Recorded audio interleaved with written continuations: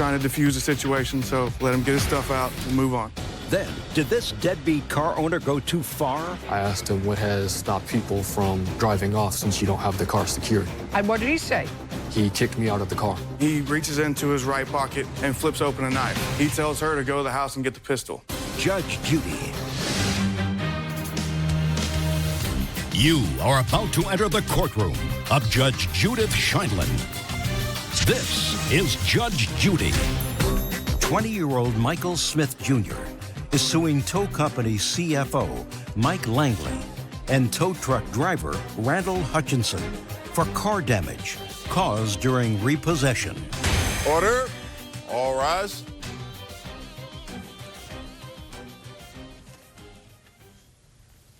This is case number 253 on the calendar, the matter of Smith Jr. versus Langley Hutchinson. Thank you. You're welcome, Judge. Parties have been sworn in. You may be seated. Folks, have a seat.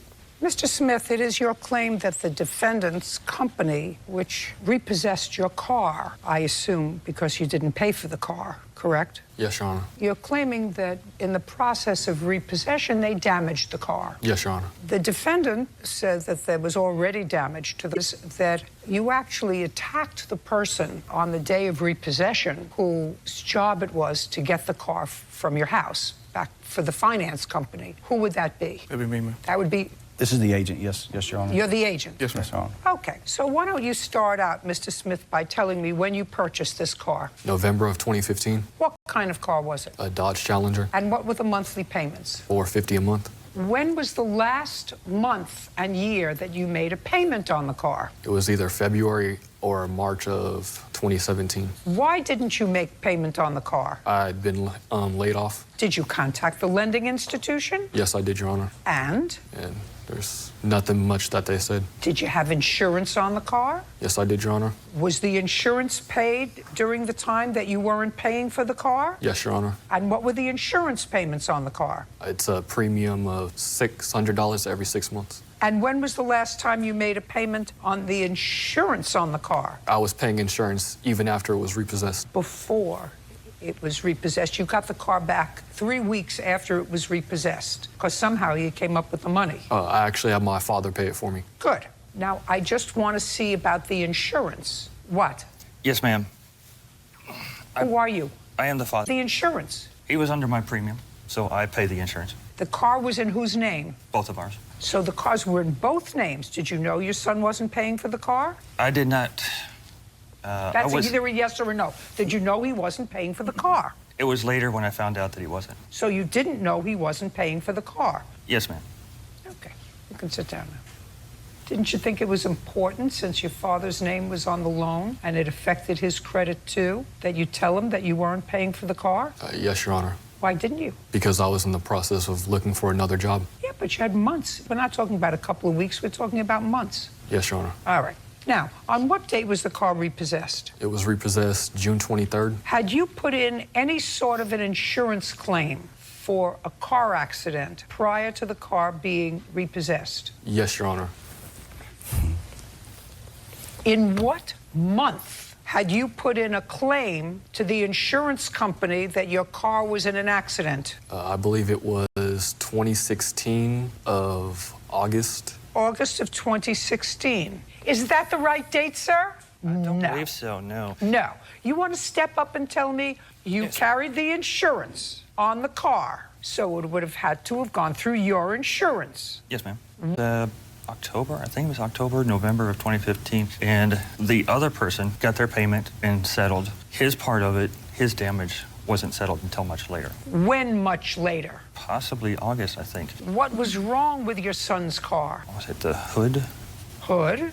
Yes, I think there was some damage to the headlight area. That would be the front bumper. Correct, ma'am. And no, you got it fixed earlier than August. Well, why don't you go outside, because we're not going to need you right now. Why don't you go outside and get me records of when you had it fixed and who fixed it? Yes, ma'am. Great. And, Your Honor, we can show that that damage is still there. Yes, ma'am. Yes, Your Honor. Do I look like I'm needing any help from you? No, So far, your car was in a front-end accident, which means you hit somebody in the rear? No, I kind of brushed up against a parked car. I was going less than 5 miles per hour. So you hit a parked car Yes, Your Honor. from the front. Yes, Your Honor. If your hood was damaged, and if your father says the lights were damaged, that means that the bumper had to be damaged, right? It was just scrapes, Your Honor. Paint work. Not according to your father. He said the hood was damaged. If the hood was damaged, that's not scratched paint, unless your car was traveling like this. How does your hood get scratched from brushing up? Mark on the hood, it couldn't be buffed out, so it was... And the had to be taken bumper? care of. Scratch marks, it was painted over. How much did the insurance company give you to settle? It was around $1,500. And how much did you pay to have the car fixed, and by whom? $1,500. It was a body shop in Little Elm. Name. I don't remember right offhand. Now, the car was repossessed, according to you, in June, the 23rd of June, 2017, and it was taken from your driveway. Yes, Your Honor. What time? It was around 11 o'clock at night. What were you doing? I was watching TV with my girlfriend. Slowly, I want you to tell me what happened. Around 11 o'clock at night, I was watching TV at the house, and I got a phone call from one of the neighbors saying that my car was being towed. So I got in the car with my girlfriend, and we drove down to the end of the street. Why? Just to get some of the belongings I had for a job interview in the morning tomorrow. Go ahead. And whenever we got there, he was still in his cab. So I got out of the car and he got out of his, and I recognized him from the previous job that I had. It was a security officer. And I asked him if I could get belongings out of my car, and I did so. So you asked him nicely if you could get belongings out of your car. Yes, Your Honor. And he said, okay, because you knew why they were repossessing it. Yes. Right? And how? I'd have my girlfriend go back to get the keys so that way I could get into the car. And he waited. Yes. And While then, she went back to get the keys. Yes. And then? And then I opened up the door. I got my belongings. It was paperwork, packets, and then it was about 4 pocket knives. In the car, you said you needed paperwork Yes. for a job that you had the next day. Yes. What kind of job? It was security at a retail store. Is this the first time you worked for that security at that retail store, which you'll tell me about, maybe? Yes, Your Honor. Was it the first time, or had you worked there before? It was the first time. So it was the first day. I still had to go in for the interview, so I needed all my belongings from my car for the interview. You don't need all your belongings for a car for an interview. You said you needed paperwork. Right, and while I was in the car, I just gathered the rest of my belongings as well. And what were the rest of your belongings? It was 4 pocket knives. 4 knives? Yes. What do you need 4 knives for in your car? I go fishing. So when you go fishing, what kind of knives do you use to go fishing? Pocket knives. Why do you need 4? They dull. Okay. So you got 4 pocket knives. Go ahead, step by step. So you got your belongings, which your friend let you get, somebody that you knew let you get out of the car, and? After I got all my belongings out of the car, I posed a hypothetical. I asked him what has stopped people in the past from leaving with their car. And after that... No. Don't tell me you asked him a hypothetical question.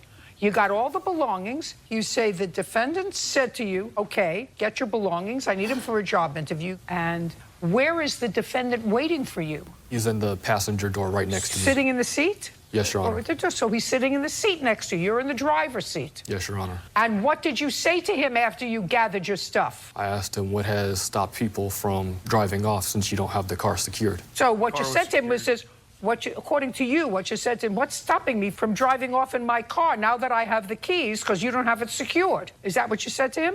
Yes, Your Honor. And what did he say? He kicked me out of the car. And? And I dropped my belongings on the ground. And? I picked them up. And? And I alerted the police. For what? Because he assaulted me. I have the police report right here, and I also have the... Show me the medical records of where he assaulted you. It wasn't Show that me a serious. medical record of where he assaulted you. He kicked me, so... Show me a medical record of where he assaulted you. I do not have a medical record. So Your Honor. what happened was, according to you, let's play out what it is. You didn't pay for your car for 5 months. The defendant's company was sent to get your car. They got your car with no confrontation at all. They don't want to start hooking up the car right in front of your house because then there may be a confrontation. So that's what repo companies do. Having been here for 100 years, they pull up a mile or 2 down the road to secure the car. You come hightailing it with your girlfriend. No, Your Honor.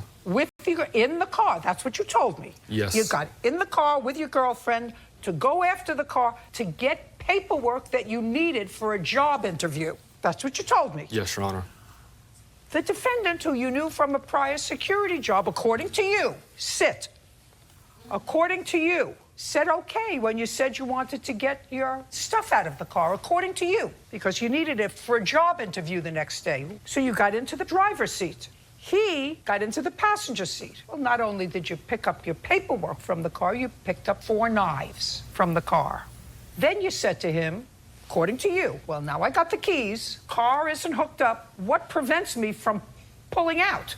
So we kicked you out of the car. Yes, Your Honor, but I wouldn't do so because the car is 2 feet off the ground. Shoulda, woulda, coulda. You had somebody that was treating you nicely, according to you. Now, I don't know if that's the story. He may tell me a whole different story, but according to you, you had this man who was treating you nicely, who could have didn't pay for it. You, according to you, said, I need to get paperwork for a job. And he said, okay, go in, get whatever you need out of the car. Then you got into the car and you threatened to drive away with it. No, Your Honor. Yes, you did. I did not threaten you. Yes, you did. If what you say to me is true, and I don't believe it, what's to prevent me, now that I have the keys, because my girlfriend went home and got the keys, what's to prevent me from driving off in the car? Then he said, what was I? Played for a sucker? I was being a nice guy. This is according to you. I was being a nice guy. I let the girlfriend go home, get the keys, bring them back. I waited here. This car still wasn't hooked up. Yes, Your Honor. But it was 2 feet off the ground. I'm just taking what he says. Okay. You were going to get me some information? Did you get it? Yes, ma'am. Okay, let's hope you tell a better story than your kid. Judge Judy continues in a moment. He reaches into his right pocket and flips open a knife. It wasn't just a regular knife, it was a knife with a hook on it. At that point, he hollered at his girlfriend. He tells her to go to the house and get the pistol. And Denton County Sheriff came out.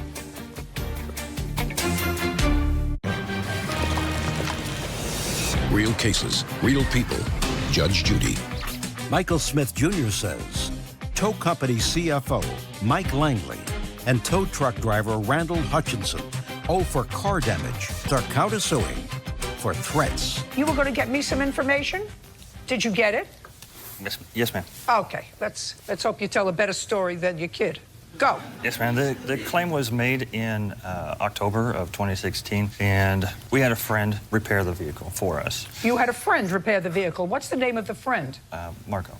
Does he have a body shop? No, ma'am. He just fixes out of garages. Well, but your son just said he took the car to a body shop to have it repaired. That's what he just told me. That's where Listen he got to the me. estimate, ma'am. That's what he just told me. He didn't say he had a friend repair it. Okay, so pay attention. Yes, ma'am. And how much did you pay Marco to fix the car? Yeah, call him easy. That's a friend.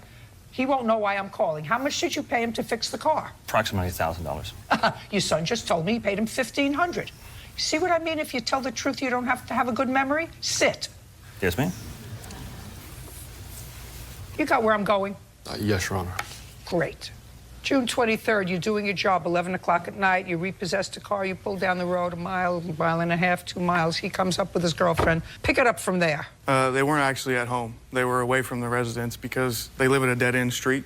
So whenever I pulled away from the address, they came from the opposite direction. So there's no way they were in park so fast that the transmission started clicking, jumped out, and he ran over there. I recognized him from previous job. He asked if he could get his stuff out. I told him company policy is you can't get in the vehicle unless I have the key in my hand to prevent somebody from driving off. So the company policy is you need a key. Correct, before you can enter the vehicle. So you told him he could get his stuff out of the car. No, he said he needed to get stuff out of there. I told him without the key, he can't get in it. He reached for the door to grab the door, the passenger door, to get inside of it. I pushed the door closed, and that's when he yanked it open and jumped inside, the passenger side. Told me that he needed to get his stuff out of there. Okay. He picked up some paperwork off the floorboard. He was reading the paperwork. He was on his phone trying to call. He even told me that he was trying to call his dad, and he was trying to call him multiple times. He was wasting time. So I told him if there's nothing else in the car that he needs to get out so I can finish doing what I'm supposed to do. So actually you let him get the paperwork and stuff from the car. He was in it. He wasn't supposed to be, but I was trying to defuse the situation, so let him get his stuff out. We'll move on. That's not true, Your Honor. Don't speak. You had your chance. I just gave you 10 minutes.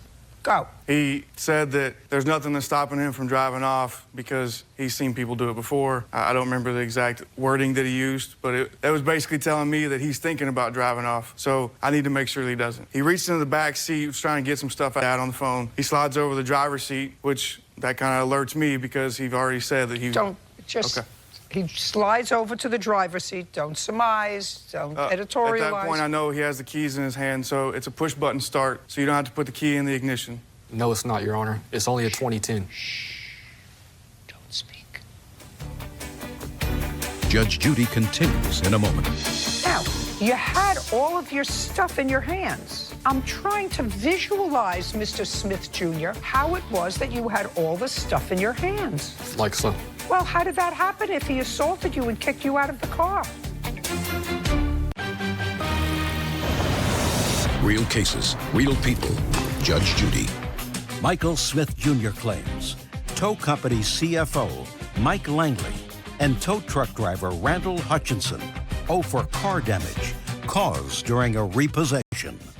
He reached for the shifter. I'm not sure if the car was running at this point in time, but Whatever. He reached for the shifter. I put my hand on the shifter to make sure that that wasn't happening, and then I pushed him out of the vehicle. He never hit the ground. He landed on his feet. The next second, I'm sitting in the driver's seat now, and he's standing outside the vehicle, and he reaches into his right pocket, which is right next to me, and flips open a knife. It wasn't just a regular knife. It was, so at that point, I stood outside the vehicle, told him if he was going to use that, he better use it now. At that point, he hollered at his girlfriend that was maybe 30 yards away. She's standing by the other car that they have. He tells her to go to the house and get the pistol. At that point, I called Denton County Sheriff and alerted them of the situation, told them that he had pocket knives. I know that he had one for sure, and Denton County Sheriff came out. Did you damage his car? No, ma'am. Okay, so this is what I have. I have a lawsuit for $3,560 for car damage. And I have a counterclaim for $5,000 for money owed for threats of bodily harm, which, let us say I believe everything you tell me, which I don't.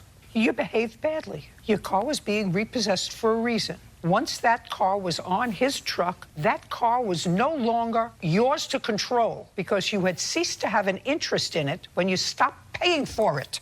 Not for a day, not for a week, not for a month, not for 2 months, not for 3 months. You ceased to have an interest in it.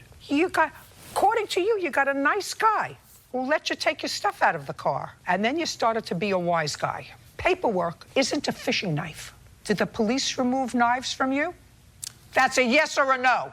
Yes, Your Honor. Did they ever give them back to It was you? done, Your Honor. What altercation? The police arriving. When the police arrived and they removed a knife, did they remove a knife from your person? No, Your Honor. Where was it? I had them all in my hands with the rest of my stuff, Your Honor. That's on your person. Then yes, Your Honor. Judge Judy continues in a moment.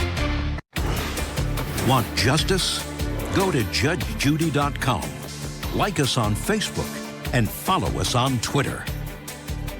Now, you had all of your stuff in your hands. I'm trying to visualize, Mr. Smith Jr., how it was that you had all the stuff in your hands. Like so. Well, how did that happen if he assaulted you and kicked you out of the car? I gathered my belongings from the ground, Your Honor. You mean he kicked you out of the car with your belongings? Yes, Your Honor. How does that happen? You fell over? Yes. And then you picked them up? Yes, Your Honor. And I immediately called the police. So did he. You've had some difficult pickups and deliveries? I've had a few. Yes, ma'am. This was one of them? Yes, ma'am. You weren't injured. No, ma'am. Good. Tough. Your case is dismissed. We're done. Parties are excused. You may step out. Judge Judy continues in a moment. And on the next Judge Judy. A wrong-way driver in a trailer park. The result, he dented the hood of your car. What did you expect him to do? Move. Next, Judge Judy. It's unfortunate. Sometimes you got those people that None of anything that he said even happened. act like that. That just I'm not sure. He drove quite a ways with it unsecure. helps me later on. I can't be nice to people. It just doesn't make any sense to me. Pay your bills. I want my car back.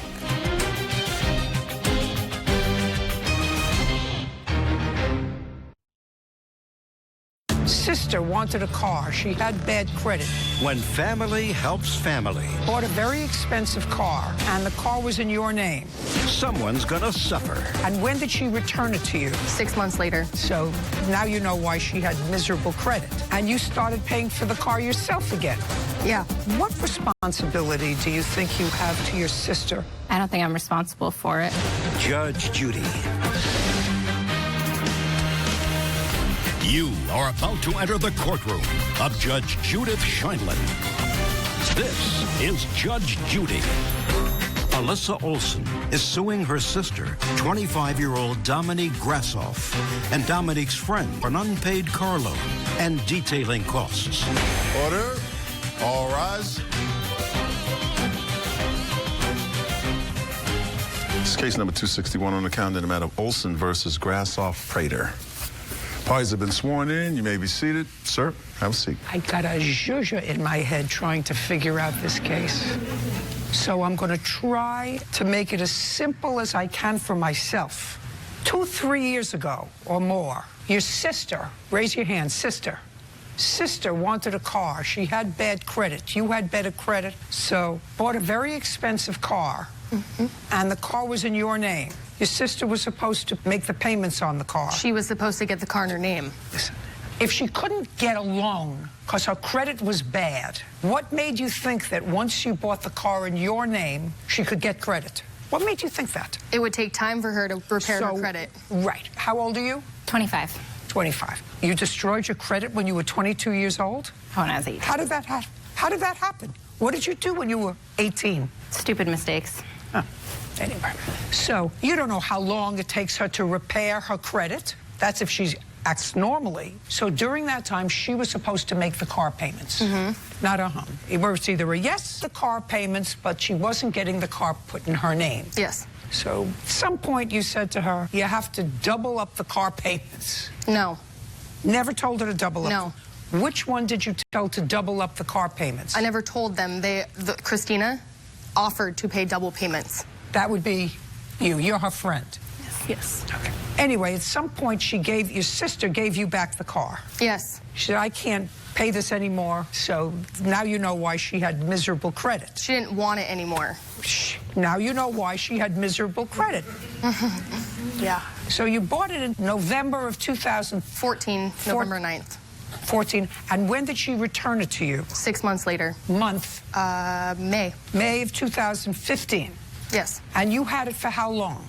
2 months. And then her friend, that would be you, Yes. said, how about me? I'll take the car. Yeah. And I'll make the payments. And was she also supposed to get it put in her name? Yes. Yes. So she took the car in July. Yeah. 2015. How long did you have the car? I actually took over the payments in May, and I was driving the car for about a year. 1 year? Yes. And then what happened? Well, we were going through the process of getting a loan for me. Who was we? Me and Alyssa. In 2018, we went to her bank where the car had the loan, and they denied me the loan. So I went to my bank, and they approved me for the Blue Book value, which was about $13,000, and the current loan still had $17,000. So I was working on coming up with $4,000 to achieve the car. And she would not allow me enough time to come up with that money. I had about $2,000 at the time, and I just didn't have the time to come up with the rest of the money. What month are we talking about now? In May of 2016. That's May 2016. You gave the car back to her? Yes, on the 17th. And you started paying for the car yourself again? Yeah. And then what happened? Then I went to Virginia for a few months. And who paid for the car? I was paying for it the whole time while I was gone. And where was the car? Parked outside my mom's house. Where does your sister live? I don't know. Everett, Washington. Where does your mother live? My mother lives in Tulalip. So the car was parked at your mother's house for a few months? With a for sale sign, because I was trying to sell it. But nobody wanted it? I'm not surprised. And then? Then I came back, still paying for it for a couple of months, and then fast forward to Dami and I having a conversation about her wanting to take ownership of the vehicle again, promising that she was going to pay it off this time. I was very reserved. I have reserved to begin with because of her being dishonest about it. Still gave it to her anyways. In what month? I want to say November. November of 2016? Yes. And how long did you drive the car? Until January 2017. What happened in January of 2017? She gave me a deadline of January 16th. She wanted the car returned so she can voluntarily repossess it back to the bank. She did that because you weren't paying for it? Nope, I made the payments every month. She just wanted it out of her name. No, I did. I took it back from her because she really, truly did not intend to ever take ownership legally. She was just using it so her car was being repaired, her other car. So as soon as her other car was repaired, she just washed her hands clean of it and gave it back to me. She had no intentions ever of actually getting a loan. I don't know what her intentions were.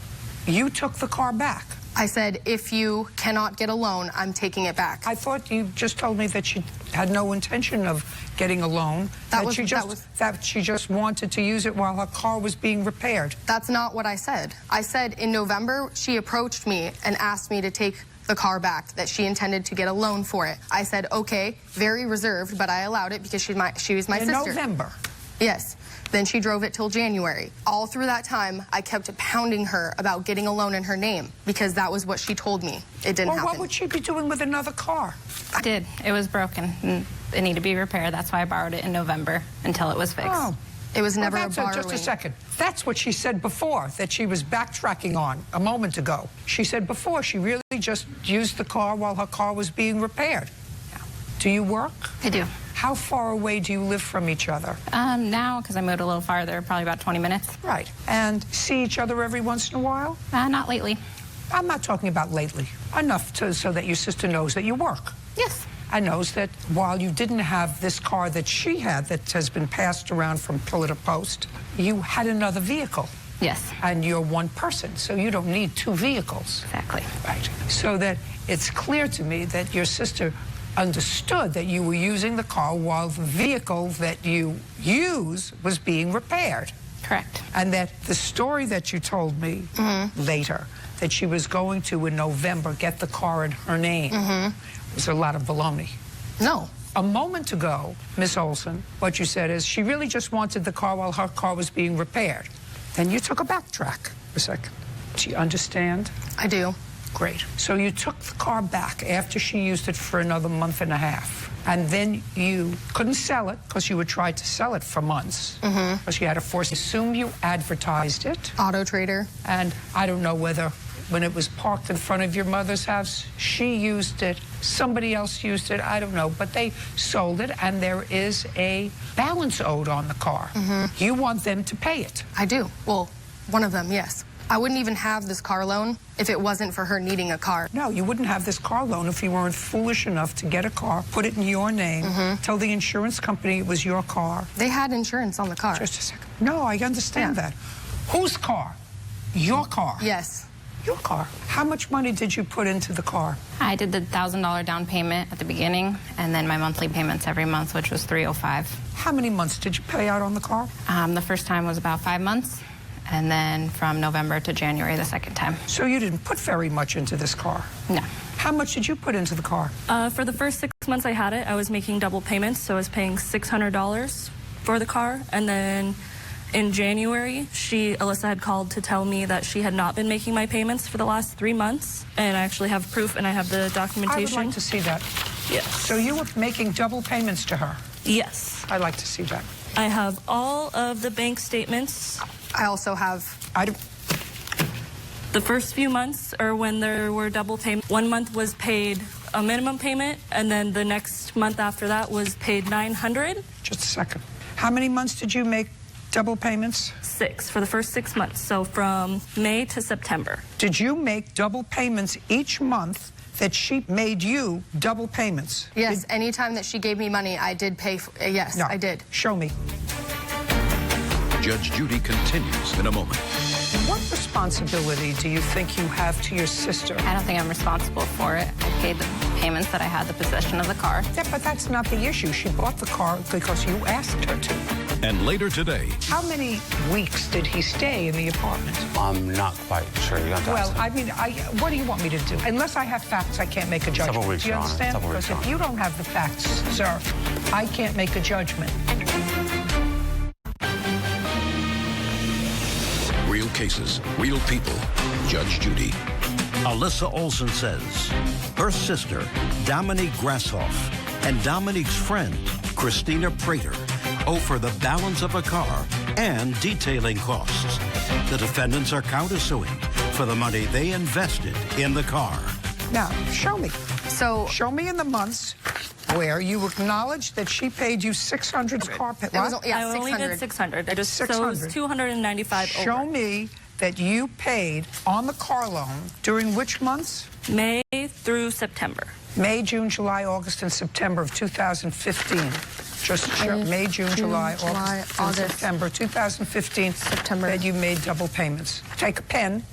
Officer Bird will give you a pen. Circle the $600 payments that you made. Now, Circle the $600 payments, May, June, July, August, and September. can you let me explain something? When you pay them late, when you pay them 10 days past the actual date, and you put in the money that they're giving you, it doesn't show you the $600 because it's paying a late fee every single time. Show me $600. Make a circle.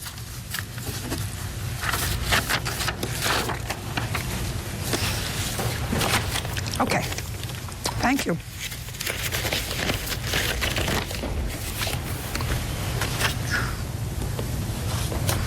Well, in None of those show that. September, it was $900. In August, it was $300.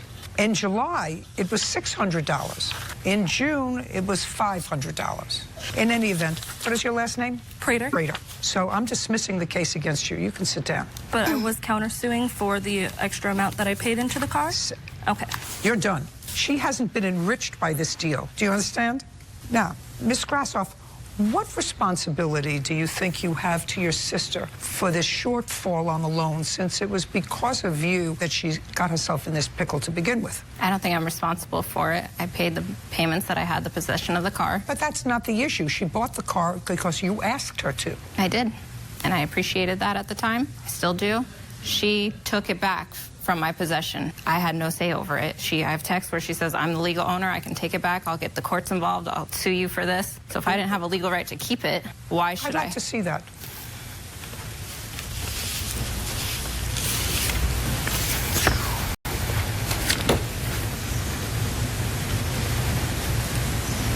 You're talking about when she first took the car back. Correct. When are these from?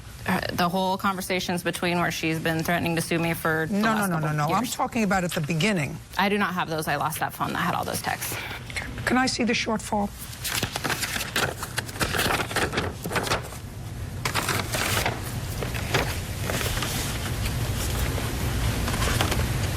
See proof that you've been paying this. I can pull it up on my phone right now. Great. It was sold at auction, and it was sold at auction in May. Now you'll have to scroll down and they'll show all the payments.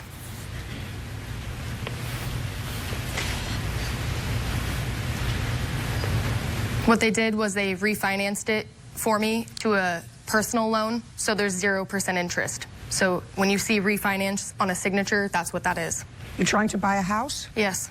Is that why they refinanced this, so that it's in a personal loan rather than? Yes, they're trying to work with me. Who is? Navy Federal. I refinanced the car from First Tech to Navy Federal. They work with me, so that's what they did. You're going to take over half this responsibility. Judgment for the plaintiff in the amount of $4,489.50. We're done. Thank you. I do have a countersuit for the down Your payment. countersuit's dismissed. Parties are excused. You may step out.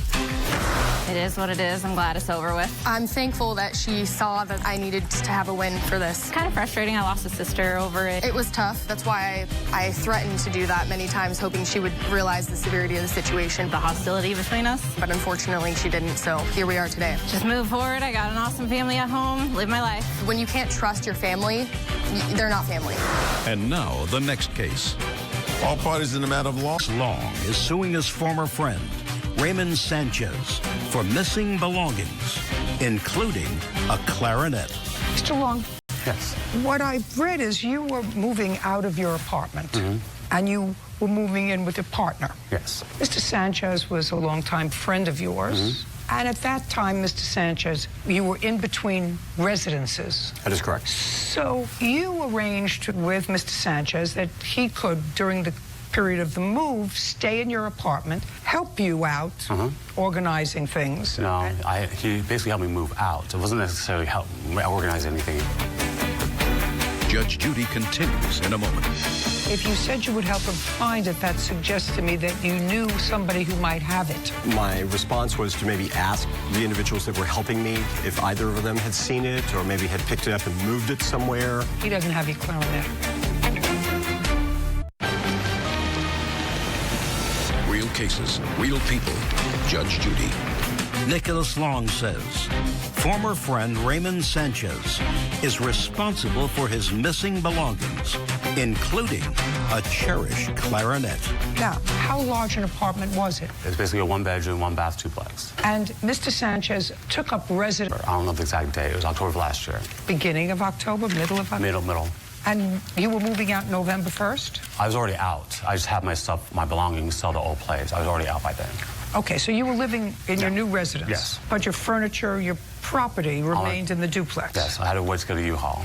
And so Mr. Sanchez was supposed to help you move. How many weeks did he stay in the apartment? I'm not quite sure. You have to ask him. I mean, what do you want me to do? I can't I can't make a judgment unless I have facts. I can't make a judgment. Several weeks, do you understand? Several weeks, Your Honor. I mean, if it's last year, October of last year, we're talking about a long time ago. That's why we like to bring actions immediately, not weeks later, months later, years later. That's why when things are fresh in our mind, because if you don't have the facts, sir, I can't make a judgment. Do we understand each other? Definitely, Your Honor. And don't make up facts, because that would be a big mistake for you. Definitely. Definitely, Your Honor. Well, in regards to that, I have basically postponed charging because Randy had said he was going to help me find my belongings. What belongings, Mr. Sanchez, did you say you would help him find? Well, I was told that What belongings did you tell him that you would help him find? A clarinet. Clarinet. And swim trunks, underwear, and a clarinet. That's correct. That's what... There's no underwear, Your Honor, just 2 swim trunks. I don't care about the swim trunks. Okay. Let's talk then about the clarinet. You said you would help him find the clarinet. Correct. Which is what we are disputing here today. Pretty much. Clarinet. Whose clarinet was it? My clarinet. Where did you get it from? My grandmother got it for me in high school because I decided to take up, I started off on tenor sax. High school clarinet? Yeah. Okay. And where did you think, Mr. Sanchez, that the clarinet was? I have no idea. I thought it was at his mother's house. Okay. If you said you would help him find it, that suggests to me that you knew somebody who might have it. My response was to maybe ask the individuals that were helping me move and clean if either of them had seen it or maybe had picked it up and moved it somewhere. So that was the purpose of assisting and helping to find it. He doesn't have your clarinet. He doesn't? No. Judge Judy continues in a moment. Want justice? Go to judgejudy.com. Like us on Facebook and follow us on Twitter. What do you want me to do? I mean, I had a clarinet. I just don't know what Now you happened don't have it anymore. I know, but I had one when I moved to that place. I play every once. He doesn't know where it is. Well, I'm guessing because he had a friend of his helping him move his stuff out. It smelled like pot. And then, like, when I looked in the kitchen sink, there's pot leaves there. And then he said his friend was bipolar and possibly his friend that had stolen the stuff. So I asked him. If you went to the police and told them this story, they would, you know what they would tell you? There's nothing we can do to help you. I don't care what you smelled or what you think. He doesn't have your clarinet. He didn't take it. You didn't take his clarinet, did you? No, ma'am. Good. Okay. We're done. Thank you. He's excused. You may step out. Judge Judy continues in a moment. I have one clarinet right now. I just don't know what happened to the other one. Well, I was glad to hear that I'm not responsible for a clarinet that I never saw. I definitely had 2 clarinets at my old place. I still have my own, so I didn't need a plastic one. I've got my wooden one. I'm guessing it's one of his guests that had basically stolen the clarinet. Nick had lived with his mom, and I'm thinking that it may be misplaced there. I wish that we could still be friends. Though the friendship has been a little strained, I intend to keep my friendship with Nick. Basically, the ball's in his court. Nick's my friend, and he's always going to be my friend.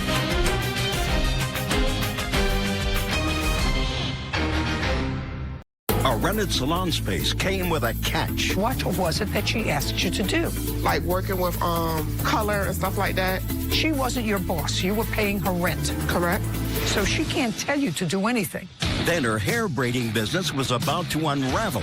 It was just too much for me. I am not no shampoo girl. I do not rinse out color. Did you tell her that? Yeah. Judge Judy. You are about to enter the courtroom of Judge Judith Scheindlin. This is Judge Judy. Javelle Jernigan is suing her former employee, 24-year-old Shamike Drawn, for breach of contract regarding salon booth rent. Order. All rise.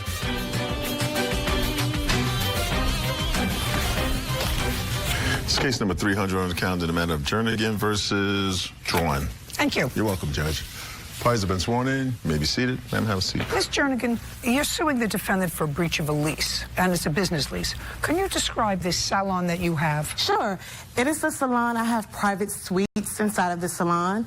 I have 4. I want you to tell me how many square feet you rent. I don't exactly know the approximate square footage, but I do have pictures. You have a lease on it? Yes. The lease must have the square footage on it.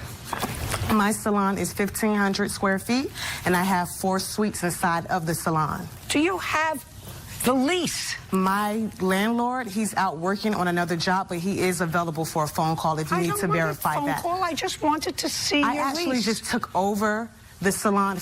Is what you're telling me that you don't have a written lease with a landlord? I do have a lease. I don't have it present with me here today. I only have my rental agreement lease. I don't have the lease to the salon. And what is the name of the owner of the building to whom you pay rent? Bradley owns the building. Correct. Just a second. So when did you start working in this salon? September 2016. And you took over a large space. Correct. What is your rent? $1,200 per month. And how many tenants do you have? I have 3 tenants. So you took over somebody's lease that you don't have with you. You pay $1,200 a month. You have 3 tenants. Name them. One name is Kiana. The other name is... Kiana what? Kiana. How long has Kiana been there? She actually just started... Good. Started when? Last week. Who else is there? I have Tanisha. And when did she start? Since May of 2017. And who else? I have Deja. She's a makeup artist. I don't have her last name by heart. When did she start? Deja just currently started last month. Everyone is pretty new because if you don't have the location, you have to have... to me. Okay. How much does the first one pay in rent? Everyone has the same suite rental, which is $300 per week. $300 per week? Correct. And are they there every week, or do they rotate? They can come and go when they want to. So I do believe that everyone is there every week. I have my own schedule, so I'm not there every day I want you to listen to me carefully. You pay $1,200 a month rent. You have currently 3 tenants who pay you, according to you, $300 a week. Correct. What I want to know is, are they therefore paying you $300 for 1 week a month, or $300 a week and they only work 1 week a year, or do they pay you $1,200 a month? They are to pay me $300 per week, but if they want to pay up front, they can. But it's $300 per week. You didn't answer me. I'm going to throw your case out in 1, 2, 3. 1, 2, 3. Because you're not answering my question. Either you're trying to obfuscate the answers, which means trying to make things up. No, I just want to be clear. No, I want to be clear. You answered my question. I said, how much do you pay per month rent? You said $1,200. How many tenants do you have, which are really sub-tenants? You said 3. I said, how much do they pay in rent? You said $300 a week. I said, I want to know how many weeks do they pay in a month? So I want to know whether they pay $300 a month. So that each of the 3 tenants pay $1,200 a month. So this is for you, who pay $1,200 a month. The salon itself is a money-making operation. In addition to the work that you do, you make $2,400 a month over your rent. Give me a yes or a no. Yes. That's not hard. Do you understand? Yes. Perfect. Now, when you signed a lease with her, it was for $1,200 a month. Correct. How many other people were renting at that time? At that time, it was me and another girl and someone else, but they was in a different department. What do you mean a different department? She was doing massage therapy, and me and the other girl was just doing hair, but she was licensed. The other girl that was there So with there me. were also 3 other tenants? Yes, ma'am. And your lease started January 2nd, and you were to Correct. be doing hair braiding? Correct. When did you leave the premises? March 2nd. Why? Because I felt like... No. Look at me. I Do you see wasn't- I'm difficult? Correct. So January, February, 2 months, you signed a 6-month lease. Yes. For 2 months, did you pay her the $1,200 a month? Correct. So you paid her $2,400. Yes. Tell me why you left in March. Because you left in March, and therefore the lease is broken. That's what she's suing for. She's suing. Find out other things from her in a second. Not that I'm going to believe them, but I'm going to try to find them out. Tell me why you left in March. I left because I felt like she was asking me too much to do things outside of my department. Like what? Like just stuff. Like stuff I wasn't trained for. Like I'm doing braiding. Braiding is my department. No, I understand braiding is your department. What was it that she asked you to do? Just stuff containing some hair that I wasn't trained for. Give me an example. Like working with color and stuff like that. Even though I'm professional to do that, I am not trained for that chemical. I can be in trouble by doing that, working with chemicals I'm not supposed to work with. Be specific with me. In the month of February, what did she ask you to do? Work with hair. Excuse me. Don't speak. Working with hair color. Give me a specific example. On such and such a date in February, she asked me to do X. On the 2nd, the day I left outside, I wasn't going to come back. I made it clear that I wasn't going to be working because I felt like it's just something I didn't want to do. I didn't want to do it. I feel like I don't do it. I shouldn't pay anything. What? Work with hair color. Put your hand down. Are you not following me? Correct. There has to be a reason. You have to give me a reason. That's not my department. Not my department. I understand your defense. Your defense is and your lease said that you were there to do hair braiding. Correct. Okay. She wasn't your boss. You were paying her rent. Correct. Okay. So she can't tell you to do anything. Correct. Well, I would like you to tell me what and when you claim she asked you to do something on a client or generally for all clients that you weren't comfortable doing. That day I left. The day you left, March 2nd. Yes. Tell me what happened on March 2nd. I felt like I don't care what you feel. I have no interest in your feelings. I want you to tell me what she said to you, what she said to you on March 2nd. Hey, Jordan, you mind finish this client up for me? You mind washing her color out? And I was like, no. Oh, just a second. So on March 2nd, yes, she said to you, would you mind washing this client out? The hair color. The hair color from this client. And you said, no, I don't want to do that. Correct. And then what happened? No, I want you to tell me, because that's reasonable. You're there to do hair braiding. You're not there to be her shampoo person. Correct. Right. Is that why you left? Had she done that before? It was just too much for me. No, was it just this one time? I mean, it was twice that day that I refused. And then once I said that I wasn't with that, I just left and I decided I wasn't going to come back. I put myself more focused on my schooling and my chip. When I left, I wasn't going to pay it. And I left it like that. I wasn't going to pay her. So I felt like I shouldn't. That's not a reason. You know, as much as I think that she's a bit of a scammer because she's got everybody paying her rent and then some. It's just business. I'm not speaking to you now. Okay. You understand? Yes, with all due respect. I'm not finished with you. I'm actually not finished. But that's not a reason because you don't feel it. Just listen to me. If you said to her on March 2nd, I'm not here to wash hair. I have my own clients. I pay you rent, $1,200. I've paid you the last 2 months. Have a discussion with her. I'm not rinsing out somebody else's work. I'm not doing that. I pay rent. I'm not your employee. If you said that, that's fine. But if what you just said to me was I had family issues, I decided to concentrate on my school and my kids, and I didn't want to go back there anymore, that's not a reason to break your lease. After the fact. Ma'am, that's after the fact that I decided I am not no shampoo girl. I do not rinse out color. That's not my department. My department is braiding. I thought maybe... Did you? Just a second. Did you tell her that? Yes. And what did she say to you? You can leave. Oh, well, that's what... Perfect. Judge Judy continues in a moment. What you want me to believe is that her business people, so that you were offering her advice to get a shampoo person or an assistant, why do you think she left?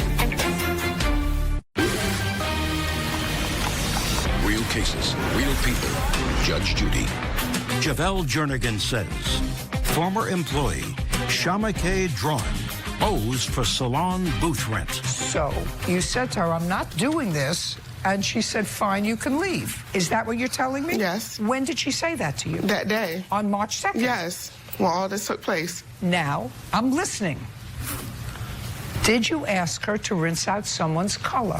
That is incorrect. So the answer is no, you did not. Correct. You want to tell me the circumstances surrounding her leaving? She paid you the 2 months' rent that she was there. Yes. So now I want you to try to plainly and in a linear way tell me the circumstances surrounding her leaving. It was on that in particular day, I told her if she would like to get an assistant to help her because she would have clients waiting in the lobby and it's other people who work there. So you need to have, leave space for other people and their clients to wait. So I told her that it would be best if she get an assistant for a shout chemicals out of any of my clients because... No, I want you to tell me exactly what you said. So you said to her, you have to get an assistant. No, I didn't tell her she had to. I just suggested that she gets an assistant because of her overflow of clients. That's what I suggested. I didn't tell her that she'd have to. I was just giving a suggestion. Sounds more than that to me. Well, I am a professional businesswoman. I'm only trying to encourage any of my employees or rentees. Just a second, she's not an employee of yours. Well, I do understand that, but I, with her under my roof, she's renting one of my space. So overall, I know that she does have her own business in there, but at the same time, I'm just gonna always encourage to give great business skills to anyone who is in my circle or under my salon roof. She was tired of you giving her your business advice. Well, she never said that. I always gave her good mentor advice. Well, so it just surprised me. Just a second. Then I'm going to ask you a question that I wouldn't ordinarily ask somebody. If she paid you rent for the 2 months that she was there, substantial rent, $1,200, and if what you want me to believe is that her business was so good that she had overflow outside waiting so that you were offering her advice to get a shampoo person or an assistant to take care of her overflow people because your other tenants needed the space, right? Why do you think she left? Just think about it before you answer. Judge Judy continues in a moment. And later today, you moved out and left the motorcycle. That's what you say. And it's because of this abandoned motorcycle that you had to pay all this money. Prove it to me. Okay. real cases, real people. Judge Judy. Javel Jernigan claims former employee Shama K. Drawn breached their contract regarding salon booth rent. She had a great business, according to you. She had too many clients that were causing clutter in the waiting room, so you told her to get an assistant. She was clearly then making money. She had been paying her rent. Why do you think she gave up her good business? Judge, that still doesn't have anything to do with her breaching her contract. Just a second. It does to me.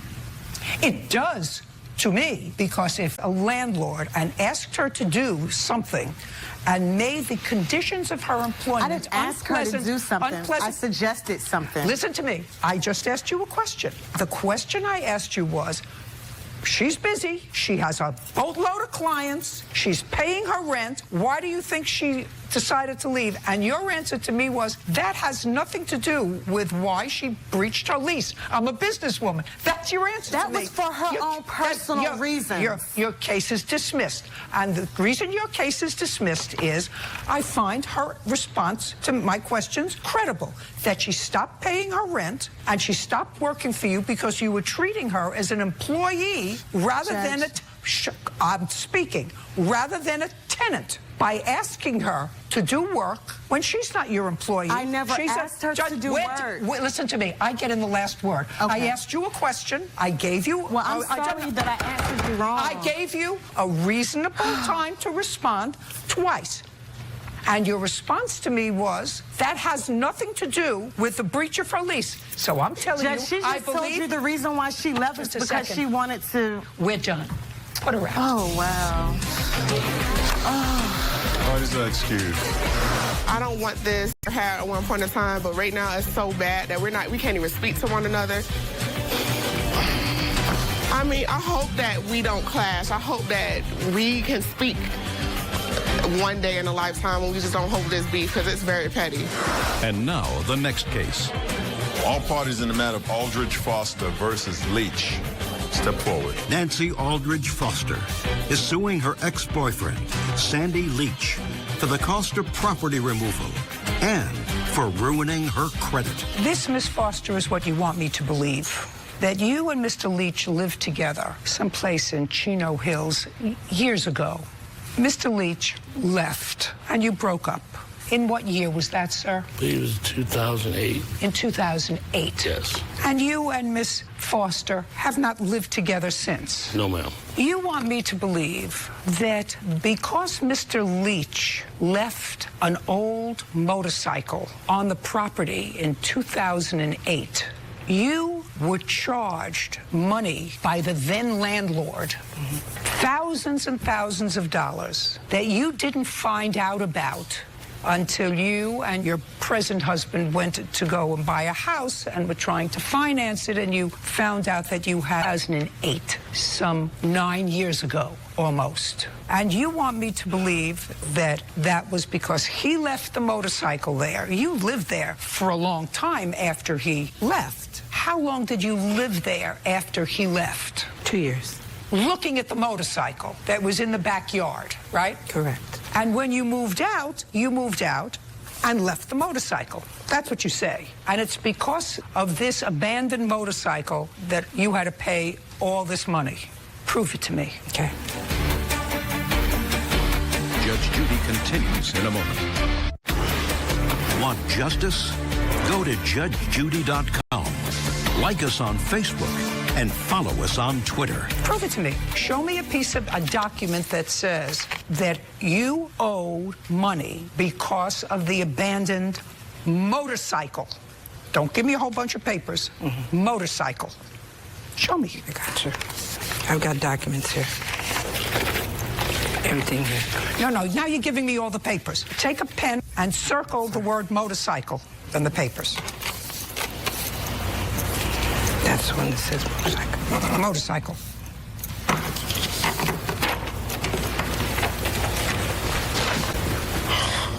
Out of here. Give it back to her. Give this letter back to her. Have anything else? I have the documentation from the... Just show me anything that says motorcycle. It doesn't say it on here. The case is dismissed. We're done. Parties are excused. You may step out. Judge Judy continues in a moment. Well, what really happened was that I was charged for the removal of it, the document that we had received from the organization where I had stayed. Because it was unoperable at the time and I had to leave for work to Sacramento. Specifically stated generically everything that had to be removed that he had left in the backyard. And she said, you can store it here. And I received notice that she was moving. It didn't utilize the word motorcycle, but that's what they stated in the court documents. I left it, and then she said she was going to remove it, which I've never received any paperwork stating what a motorcycle is today. Ridiculous. It caused my credit to be impacted. It caused me not to be able to get into the house. I have no idea because she just bought a new home. She's trying to buy a new home, new cars. Because it affected my credit. They put it down as an eviction because they had to remove it, and I had to pay the debt off. She has 3 corporations she's running. I'm not understanding how this became such a big issue at this time. And no more favors. It's time to go separate ways.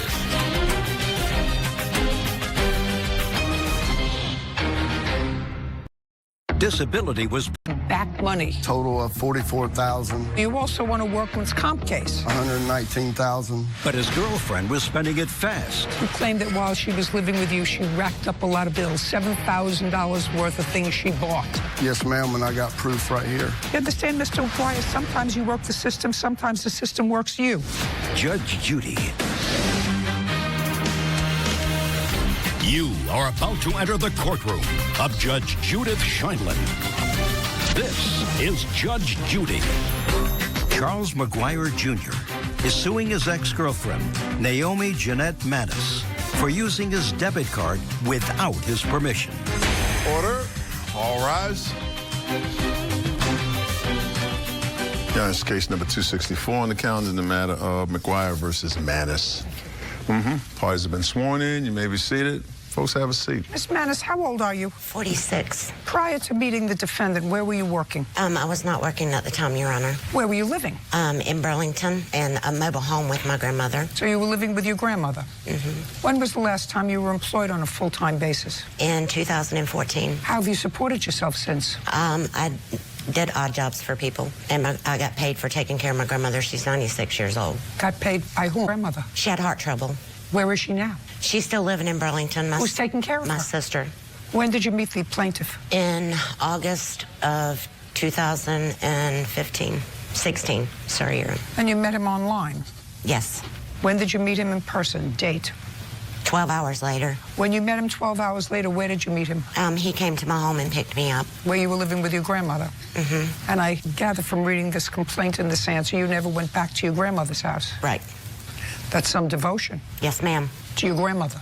I'm talking about to your grandmother, not to him. I still went to see my met him grandmother. 12 years ago. What? I still went to see my grandmother and done what she needed, and my son was also there. How old's your son? He's 19. You still getting paid by the state to take care of? No, ma'am. Were you then? I was then, but that stopped when I left. What month did it stop? September. Is your son still there? No, ma'am. When did he leave? 3 months ago. You moved in with the defendant in August of 2016. What kind of a house do you have, sir? I got a double wide, ma'am. How long have you lived there? A year, a little bit over a year now. Do you own it or rent it? Own it, ma'am. Have you ever lived there with anyone? Yes, ma'am. With whom? Naomi Manus. Just this lady? Yes, ma'am. And until January, end of January, February, then her friend come from overseas. Ma'am, did she ask you if her friend could move in? Yes, ma'am. You said okay? Yes, ma'am. Why? Because she was going to help pay the bills. Did she help pay the bills? Yes, ma'am. You received some sort of a settlement. Yes, ma'am. For what? From what? Disabled. I've had a lot of injuries, got hurt on the job, and I got my disability last October. How old are you? 48. When was the last time you worked a full-time job? Around 2012, 2013. So you were at first denied disability? Yes, ma'am. And then you appealed that decision? Yes, ma'am. And while you were appealing that decision, how did you support yourself? My family. I know the business. Yeah, I lived know with the my business. sister before I bought my home. I lived in with my sister, and she helped me. And I did some odd jobs on the side. That's better. To Now help we're talking myself out. better. Yes, now ma'am. we're talking better. Yes. Now we're talking what I understand. Yes, ma'am. What kind of odd jobs? I do a little bit of mowing, landscaping. Lawn mowing, landscaping. Yeah. Paid in cash. Yes, ma'am. And you hired a lawyer to appeal the denial of your disability benefits. Yes, ma'am. And they finally said, oh, he's disabled. How much money did the federal government give you in back money? I got a total of $44,000. You following this? Sure. $44,000 while you were doing landscaping work, living with your sister. No. You bought your mobile home. You settled the lawsuit for $44,000, not settled it. They gave you $44,000 in back money. What month and year? October 2016. What month and year did you buy the mobile home? Remember, you took her to live with you in the mobile home, and that was in August of 2016, so you already owned the mobile home. Ma'am, that's not correct. It was September the 7th of 2016. Fine. So she came to your mobile home September 7th. You didn't get your money from the government until a month later. Listen to me. From what money did you buy the mobile home, the double wide? You said you own it. I had a workers' comp claim, and I won it too. And that's how I bought my mobile home. So you also won a workman's comp case? Yes, ma'am. When? June. I got it in June of 2016. How much? $119,000. Just want to know, you didn't tell any of these people that you were doing landscaping over the last... And do it all the time. I just do it a little bit just to keep myself active. This is what the lawsuit is. Now I know. Now I know. I just want to set the landscape, who my people are. You claim that while she was living with you, she racked up a lot of bills, $7,000 worth of things she bought. Yes, ma'am, and I got proof right here. From when to when did she rack up those bills? What month to what month? October to January, February. October while she was living with you? Yes, ma'am. To January, February, while she was living with you, while her friend was living with you for a month or so, because her friend came in. She lived from February to June when her son got out of school. And what methodology did she use to use your credit? Because I assume she used a credit card. When I was asleep, she had got my debit card out of my wallet, and I got a witness, my son, Matthew McGuire. Not interested in your son, Matthew McGuire. So you had a debit card. Yes, ma'am. How long have you had the debit card? For years. Years. And I assume that you look at the statement every month. No, ma'am, I don't. Well, that's your problem, That's your problem, Mr. McGuire. Yes, ma'am. That you don't look at it every month.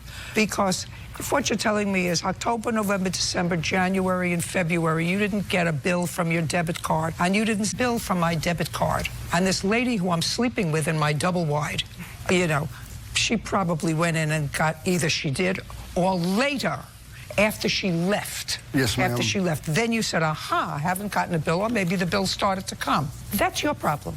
You're Yes, living, ma'am. sleeping with, that's your problem with this lady. If you said to me, she got my debit card, and after she moved out, she started to make charges on my debit card.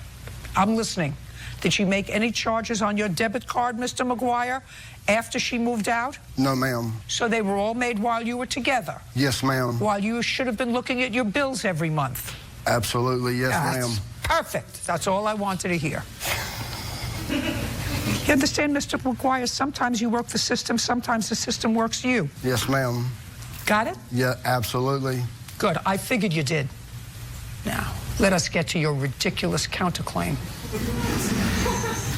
I have 1 minute. Okay. When I left, he didn't allow me to take anything that was there. Nothing. I had to go and file charges to get my stuff back because his son called the law and I was told I was trespassing. I had to file charges, I had to rent trucks, and I had to take several trips to go get mine. How much rent did you pay him while you were there? None, Your Honor. 46 years old. Judge Judy continues in a moment.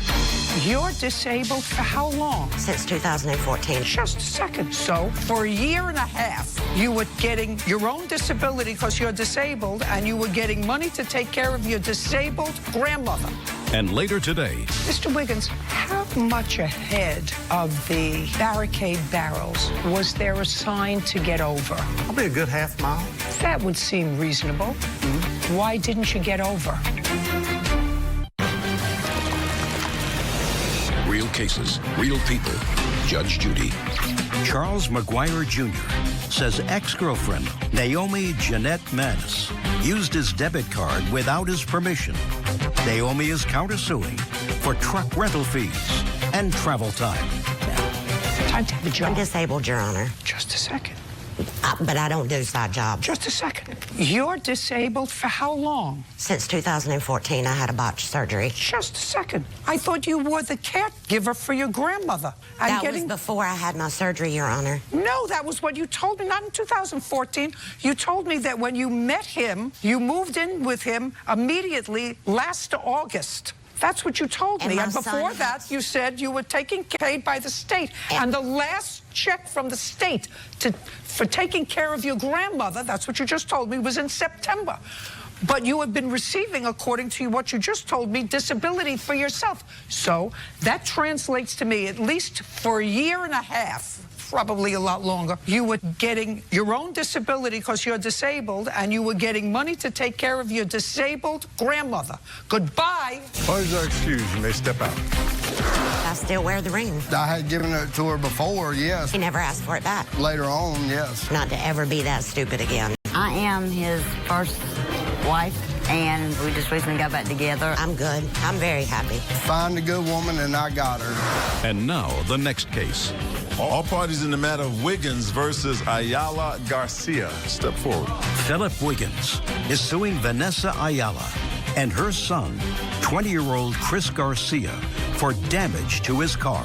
Mr. Wiggins, it is your claim that the defendant, who was driving the car, Chris. Yes, ma'am. Garcia, that Chris was responsible for an automobile accident that caused damage to your car. Yes, ma'am. And the defendant says that you were responsible for that accident. His car wasn't damaged in that accident only because he had a bigger car with him. No, ma'am. But you are the owner of the car. Yes, ma'am. Do you co-own it? Yes, I actually helped out my son by putting his vehicle and the insurance under my name. I was helping him out. Why? But how old are you? 20, ma'am. 20. Yes, ma'am. So it was cheaper to have it in your name? Yes, ma'am. That's because the route. he's younger. Yes. Okay. And so there was insurance on the car? Yes, ma'am. And you had insurance on your car? Yes, ma'am. Okay. So I've read your complaint, and you were driving all the way over in the left-hand lane, correct? I was in the left lane that... you're the it'd be easier to show you. You're the orange car. Yes, ma'am. And the blue car is the defendant's car.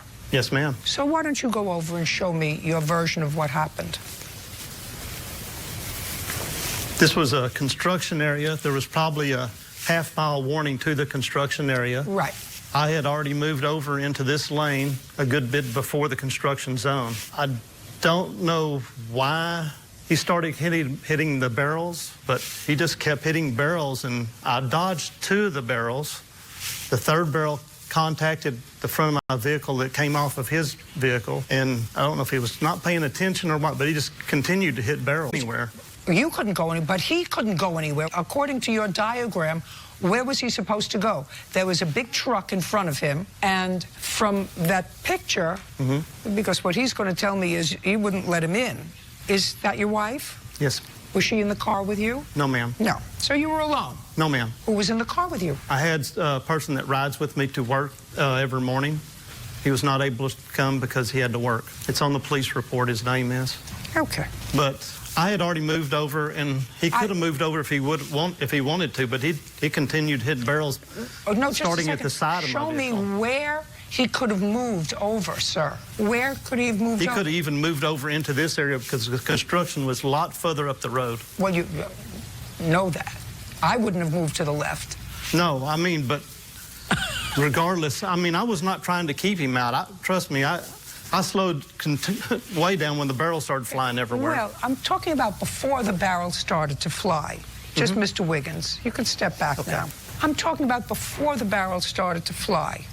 Did you see the defendant's car when you moved over to the right lane? No, I did not. When for the first time did you see the defendant's car? When he come past me hitting barrels. You specifically excluded him from the policy and said he would not be driving the car, which is why they gave you a lower rate. That's outrageous. Is he still driving the car to work? Yes, of course. That's a big problem for you. Real cases, real people. Judge Judy. Philip Wiggins says fellow motorist Chris Garcia caused damage to his car when Chris ran into a barricade on the highway. Okay. Now you want to go over there, Chris? Yes, ma'am. And show me your version of the events?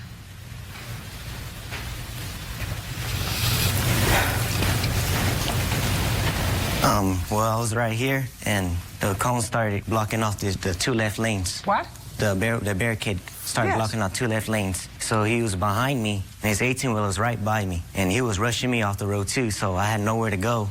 So I basically... Why didn't you move into the right lane? I had my signal light on, but he was rushing me. He was rushing me. What does that mean, he was rushing you? It was like rushing me into the barricades. Like, he didn't let me go through the other lane. He didn't let you in?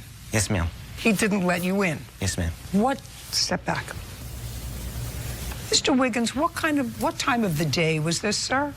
This was like to work. And where were you going, sir? To work. Okay, what time are you due at work? 6 in the morning. 6 in the morning. Do you take the same road every day? No. Was this the first time you were on this road? Maybe my 10th time. My 10th time, yeah. Do you remember the date? I have that written down. Okay, must be in the police report. May I see the police report? Yes, ma'am, you sure can.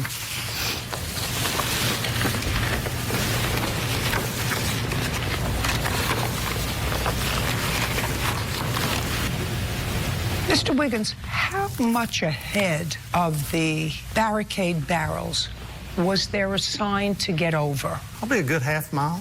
That would seem reasonable. Why didn't you get over? I did not go that long way. I went through a loop, and it started those cones just started showing up as I was driving. No, then the state would be responsible. And I don't think that that's true, because if they had barrels up there and they were blocking the left lane, they always have a sign well in advance, lane closed, get over. Yes, ma'am. So my question to you is, and I can understand, you know, some people wait until the last second and they expect somebody to let them in. Was there traffic that morning? No. Any traffic? Yes, ma'am. There's always traffic. I've been driving that road for a lot of cars. It's the diagram does justice to the traffic that was there, and there was more cars other than that, but that was pretty much how the traffic looked. Okay, and you got over how much before? I moved over when I saw that it was a closure. Was that the first day that it was closed? It was the first day that I noticed it was closed, yes. Well, you said you've been traveling the same road for 29 years. Right, but I don't work every day of the week, so that was the first day that I noticed that it was closed. Okay, may I see pictures of your car, please? Yes, ma'am. And there's also pictures of his vehicle with the 55-gallon drum stuck underneath it.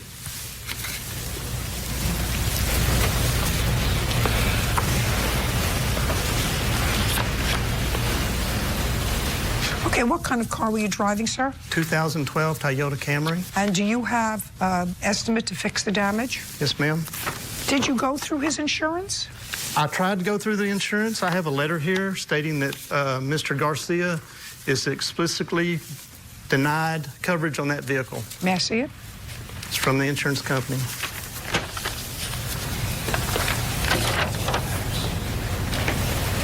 Well, Miss Ayala, you specifically excluded your son from the policy when you put the car in your name. Judge Judy continues. Go to judgejudy.com, like us on Facebook, and follow us on Twitter. So you said he would not be driving it. Actually, whenever I had called the insurance company, they were supposed to have added him on there, and there was a mistake. Show me. I don't have it. Show me. Okay. You specifically excluded him from the policy and said he would not be driving the car, which is why they gave you a lower rate. That's outrageous. Is he still driving the car to work? Yes, of course. Yeah. That's a big problem for you. I have an estimate for $1,265. Yes, ma'am. Is that the damage? Yes, ma'am. Why are you suing him for $5,000? There's 5 days of rental car involved in getting the car repaired. I have that. Do you have a bill for that? Did you have the car repaired? I printed up a estimate for that. I have not had the car repaired. What does your wife do? She's retired. She used to be a school teacher. Does she have her own car? Yes, she does. Oh, and she's retired. She'll drive you to work. Okay. $1,265. Judgment for the plaintiff. We're Phil, done. Thank you. Ma'am? What? Could I add anything? About what? About the diminished value to the vehicle? No. Parties are excused. You may step out. Judge Judy continues in a moment. He did try to run him off, and he didn't have